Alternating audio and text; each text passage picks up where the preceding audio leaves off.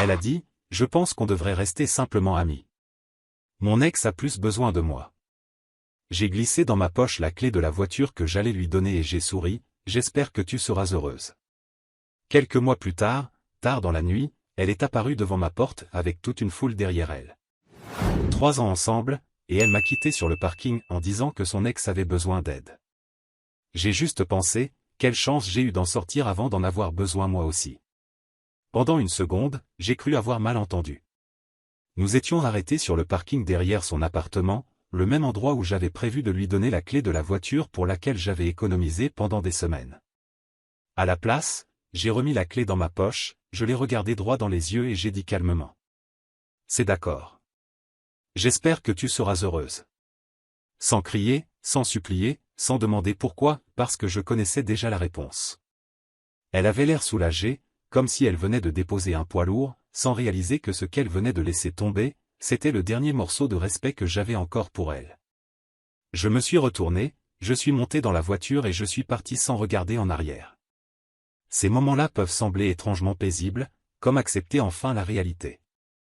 À l'époque, je pensais que c'était la fin. Ça ne l'était pas. Quelques mois plus tard, au milieu de la nuit, elle est apparue à ma porte trempée, le mascara coulant, et une petite foule derrière elle, en train de tout filmer. Emma et moi étions ensemble depuis 3 ans. Je suis photographe indépendant, du genre qui passe la moitié de sa vie à courir après la lumière, pas après les gens. Elle était comptable, stable, méthodique, précise. D'une certaine façon, on se complétait. J'apportais le chaos. Elle apportait la structure. Du moins, c'est ce que je croyais. Pendant longtemps, notre relation semblait simple. On ne se disputait pas pour l'argent, la confiance ou l'avenir. Elle aimait mon calme. J'aimais sa stabilité. Mais le confort a cette manière étrange de devenir invisible jusqu'à ce que quelque chose de plus brillant passe à proximité. Ce « quelque chose », c'était son ex, Ryan. Le type est réapparu de nulle part.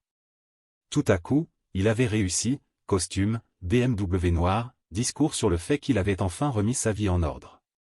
Il a commencé à envoyer des messages à Emma, disant qu'elle lui manquait, qu'il allait mieux, qu'il avait mûri. Au début, elle me racontait tout. Elle disait que c'était juste un ami qui traversait une période difficile. Mais je voyais bien que son ton changeait. Elle parlait de lui comme d'un projet à réparer, pas d'une personne à éviter. Puis sont venues les excuses, travailler tard, aider pour un plan d'affaires, dîner avec un vieil ami. À chaque fois, j'ai eu envie de poser des questions, mais je ne l'ai pas fait. Pas par naïveté, mais parce que je voulais voir ce qu'elle ferait lorsqu'elle serait seule face à sa propre honnêteté. Il se trouve que son honnêteté avait une date d'expiration. Un soir, nous étions assis dans notre dîner préféré.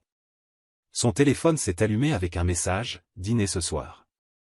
Il faut qu'on parle. » Elle a retourné l'écran comme si elle s'était brûlée. Je n'ai rien dit. J'ai juste continué à manger. Mais à l'intérieur, quelque chose de lourd et définitif s'est installé. Je savais où tout cela allait mener. J'étais déjà en train de préparer quelque chose pour notre anniversaire, une voiture grise argent, simple, la même qu'elle rêvait d'avoir depuis des mois. Elle avait dit en passant une fois, peut-être un jour, quand tout sera plus stable. Je voulais la surprendre. Pas pour l'impressionner, mais parce que je pensais que ça rendrait sa vie plus facile. C'est drôle comme on peut planifier un avenir avec quelqu'un qui a déjà un pied dehors. Le lendemain soir, elle m'a appelé, disant qu'elle devait me parler. Sa voix était douce, presque répétée. Elle n'a pas pleuré, n'a pas montré de culpabilité. Elle a simplement dit la phrase qui a tout commencé. Ces mots ont confirmé ce que je soupçonnais déjà. Elle s'en allait, non par besoin, mais par curiosité. Je me souviens avoir ressenti une clarté étrange, ni douleur, ni colère, juste une confirmation. Tout ce que j'avais suspecté en silence était vrai. Elle ne partait pas parce qu'elle y était obligée. Elle partait pour voir si l'herbe était plus verte ailleurs. Alors j'ai souri, j'ai remis la clé de la voiture dans ma poche et j'ai dit. C'est d'accord. J'espère que tu seras heureuse. Puis je suis parti. Et pour la première fois depuis des mois, je n'ai pas eu l'impression de perdre quoi que ce soit. Dans les semaines qui ont suivi, j'ai attendu que la tristesse arrive, mais elle n'est jamais venue. J'ai travaillé. J'ai édité des photos. J'ai mieux dormi que depuis des années. Parfois, la paix vient simplement quand on lâche ce qui aurait dû partir depuis longtemps. Les gens pensent que le cœur brisé, c'est pleurer dans le noir. Mais parfois, c'est juste un homme debout sur un parking vide, réalisant en silence qu'il n'a jamais été le problème. Après cette nuit-là, je ne me suis pas effondré. Pas de messages bourrés, pas de crise nocturne, pas d'aller-retour jusqu'à son appartement. J'ai simplement avancé. Je me suis plongé dans le travail. J'ai commencé à accepter plus de projets de voyage, paysages, festivals locaux, portraits de personnes qui semblaient encore vivantes. Mes photos ont commencé à se faire remarquer. Une galerie à Portland m'a invité pour une petite exposition appelée Stillness. Tout s'est vendu plus vite que prévu. C'est étrange. Je parvenais à capturer la tranquillité dans mes photos plus facilement que la rupture elle-même. De temps en temps, des amis en commun mentionnaient Emma sans que je ne demande rien, évidemment toujours avec ce ton de quelqu'un qui croit me donner une nouvelle que j'attendais secrètement. Elle a l'air heureuse, disait-il. Elle sort avec ce type d'affaires, Ryan. Tu sais, Lex. Je me contentais de sourire et de dire ce que je pensais vraiment. Les choses les plus brillantes sont souvent les plus creuses. Et je laissais la conversation mourir là. Pendant des mois, je n'ai pas pensé à elle jusqu'à ce que, sans prévenir, les murmures commencent. Ryan n'était pas celui qu'il prétendait être. Il s'avère que ces « affaires » n'étaient rien de plus que des prêts impayés et des arnaques inachevées. Il devait de l'argent à des investisseurs, avait des cartes de crédit explosées au nom d'autres personnes et l'habitude de fuir de ville en ville dès que les choses devenaient trop sérieuses. En quelques mois, Emma avait vidé toutes ses économies pour tenter de couvrir ses dettes. Elle se battait pour garder l'appartement et son emploi. Mais, finalement, la pression est devenue insupportable. Elle a perdu l'appartement. Elle a démissionné. Et des amis ont commencé à remarquer des bleus qu'elle n'arrivait pas à expliquer. Je n'ai ressenti aucune satisfaction. Juste de l'inévitabilité. Les gens qui courent après des illusions finissent toujours par trébucher sur la réalité. À ce moment-là, j'avais déjà ma propre réalité à gérer. Des mois plus tard, alors que je travaillais sur un reportage de voyage en Oregon, j'ai rencontré Léa, l'éditrice responsable du projet. On passait de longues heures à revoir les photos, débattre des légendes et se taquiner entre deux gorgées de café. Peu à peu, une connexion est née, silencieuse, mais indéniable. Elle était perspicace, brutalement honnête et allergique au drama. Quand on s'est rencontrés, elle a regardé mon vieil appareil photo et a dit : « Tu sais que ce truc a vécu plus de choses que la majorité des gens, hein ? » J'ai ri. C'était la première fois, depuis longtemps, que quelqu'un me faisait rire sans essayer de réparer quelque chose de cassé en moi. On a commencé à travailler ensemble régulièrement. Elle critiquait mes photos, je me moquais de son excès d'adjectifs dans ses textes de voyage. Il n'y a pas eu de grande confession, ni de moment digne d'un film, juste deux personnes qui n'avaient rien à prouver, apparaissant l'une pour l'autre, jour après jour, sans prétendre être parfaites. Et quelque part entre les voyages et les nuits d'édition, j'ai réalisé quelque chose. Emma ne me manquait pas. C'était l'idée d'elle qui me manquait, celle que j'avais moi-même fabriquée, quand j'ai confondu amour avec patience, et non avec clarté. Puis, un soir, mon téléphone a vibré. Un numéro que je n'avais pas vu depuis des mois. Je sais que j'ai eu tort. Ryan est parti. Il a menti sur tout. J'ai tout perdu. Mais je sais que tu tiens encore à moi. S'il te plaît, on peut parler. Tu m'aimes encore, n'est-ce pas ? J'ai fixé le message pendant 1 minute. Sans colère, sans nostalgie. Juste fatigué. Alors j'ai tapé. Je t'aimais, mais la personne que j'aimais n'existe plus. J'ai envoyé, bloqué le numéro et posé le téléphone. Sans aucun regret. Parce que, parfois, la fermeture ne vient pas d'une conversation. Mais simplement du fait de comprendre qu'on ne doit d'explication à personne pour avoir choisi de s'éloigner du chaos. C'est arrivé environ 3 mois plus tard. Une nuit tranquille. Léa dormait sur le canapé, un livre ouvert sur la poitrine. J'éditais quelques photos lorsque des coups violents ont résonné contre la porte d'entrée. Au début, j'ai cru que c'était une livraison à la mauvaise adresse ou un voisin ivre. Puis le cri a suivi. Jacques, ouvre cette putain de porte. Lâche. Je me suis figé. Cette voix rauque, brisée, trop familière. Emma. Quand j'ai ouvert la porte, la scène ne semblait pas réelle. Elle était là, trempée, les yeux vitreux, le maquillage coulant sur ses joues. Derrière elle, 3 personnes avec leur téléphone en main, filmant tout. J'ai entendu le son des appareils qui cliquaient et quelqu'un chuchotait, « Continue de filmer ». Emma a pointé un doigt vers moi, la voix tremblante de rage. « Tu m'as abandonné. Tu as ruiné ma vie. Tu m'as fait ça. » Pendant un moment, je l'ai juste regardée, pas choquée, mais incrédule devant à quel point elle était tombée bas. La même femme qui autrefois s'inquiétait de la palette de couleurs des murs de l'appartement se tenait maintenant sur mon pas de porte, hurlant des accusations comme une étrangère. Je n'ai pas élevé la voix. J'ai seulement demandé, calmement. « Qu'est-ce que tu fais, Emma ?» Elle a avancé d'un pas, les yeux flous, la voix tremblante. « Tu crois que t'es mieux que moi maintenant ? À poster tes petites photos heureuses pendant que je souffre ? Tu m'as laissé, Jacques. Tu m'as détruite. » Ses amis se sont mis à crier aussi, tentant de me provoquer, filmant sous tous les angles. Pas besoin d'être un génie pour comprendre ce qui se passait, un piège. Une tentative désespérée de me transformer en méchant dans l'histoire qu'elle voulait vendre en ligne. Léa est apparue derrière moi, sereine comme toujours, et a dit d'une voix ferme.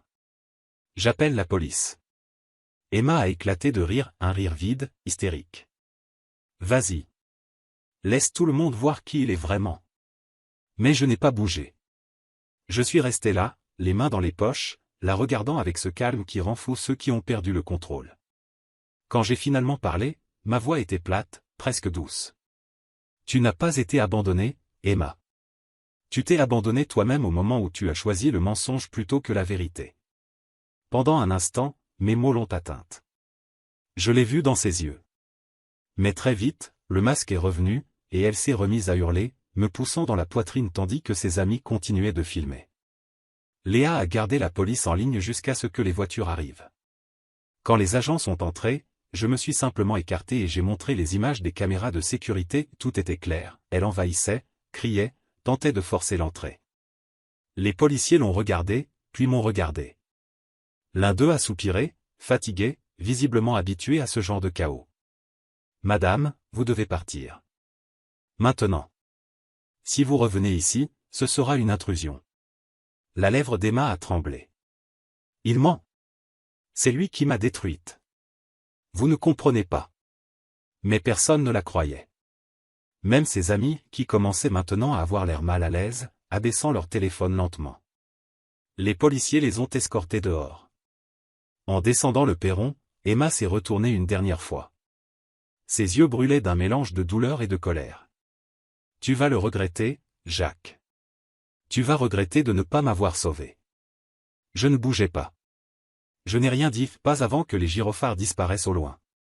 Alors j'ai murmuré, plus pour moi-même que pour qui que ce soit.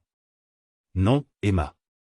Celle qui vit déjà avec des regrets, c'est toi. » J'ai refermé la porte, je l'ai verrouillée et je suis resté là, immobile dans le silence, écoutant le son de la pluie remplir l'espace où autrefois son chaos vivait. Léa a glissé sa main dans la mienne et m'a demandé doucement. « Ça va ?» J'ai hoché la tête. « Oui. Pour la première fois, je crois que je vais vraiment bien. » Après cette nuit-là, tout s'est enfin apaisé. Quelques semaines plus tard, Léa et moi avons remballé nos affaires et quitté la ville. Nous avons déménagé dans une petite ville côtière de l'Oregon, cachée entre des falaises brumeuses et des collines d'un vert sombre. J'ai ouvert un petit studio de photographie. Rien de sophistiqué, des murs blancs, la lumière naturelle entrant par les fenêtres et l'odeur du sel traversant l'air. Pas de clients en quête de tendances éphémères, pas de sourires forcés pour les réseaux sociaux. Juste des paysages, des portraits locaux et la tranquillité que j'avais oublié qu'on pouvait ressentir. Léa travaillait comme éditrice de voyages indépendante, écrivant sur des sentiers cachés, des artistes locaux et des tempêtes côtières. Parfois, elle s'asseyait près de la fenêtre, l'ordinateur sur les genoux, les cheveux ébouriffés par le vent, pendant que je développais des pellicules dans la salle du fond. On ne parlait pas beaucoup du passé, on n'en avait pas besoin. La paix n'a pas besoin d'explication. Les mois ont passé. Le studio fonctionnait assez bien pour payer les factures et, d'une certaine manière, cela ressemblait déjà à du succès. J'ai supprimé la plupart de mes réseaux sociaux. Pas par colère, mais par désintérêt. Quand on a vécu dans le chaos de quelqu'un d'autre, le silence devient le plus beau son du monde. Un matin de début de printemps, je nettoyais le tiroir de mon bureau quand ma main a touché quelque chose de froid, une seule clé de voiture, encore sur son porte-clés d'origine. La même que j'avais prévu de donner à Emma ce soir-là, quand je croyais encore qu'elle était mon avenir. J'ai fait tourner la clé entre mes doigts, le métal reflétant la lumière, à la fois souvenir et fantôme. Léa est entrée, tenant 2 tasses de café. « On dirait que tu viens de trouver un trésor enfoui », plaisanta-t-elle. J'ai souri. D'une certaine façon, oui. J'avais acheté ça, autrefois, pour quelqu'un qui ne comprenait pas ce qu'était l'amour. Maintenant, je crois que je peux enfin commencer une nouvelle histoire avec quelqu'un qui comprend. Elle m'a regardé longuement, puis a posé les tasses sur la table, les yeux doux. Je ferai en sorte que tu ne regrettes jamais de l'offrir à nouveau. Et, d'une manière inexplicable, je savais qu'elle disait vrai. Ce soir-là, nous avons pris la voiture et suivi la Highway 101. Pendant un moment, nous n'avons rien dit. La radio jouait doucement, le son des vagues s'écrasant contre les rochers en contrebas. À un moment donné, Léa s'est tournée vers moi et a demandé. « Tu penses encore à elle ?» J'ai réfléchi. À la voix d'Emma, à son chaos, à la version de moi qui essayait de réparer ce qui ne m'avait jamais appartenu.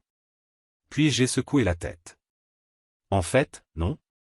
Je pense à qui j'étais quand je l'aimais, et à combien j'ai changé depuis. Léa a souri, a entrelacé ses doigts aux miens.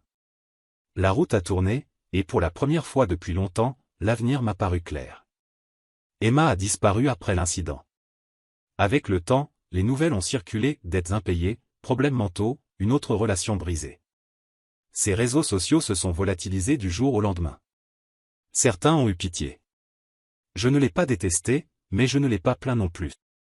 J'ai simplement laissé aller. Lâcher prise n'est pas une faiblesse. Ai-je dit à Léa un soir, en fermant le studio. Parfois, c'est la seule façon de garder sa dignité. Guérir, ce n'est ni se venger, ni oublier.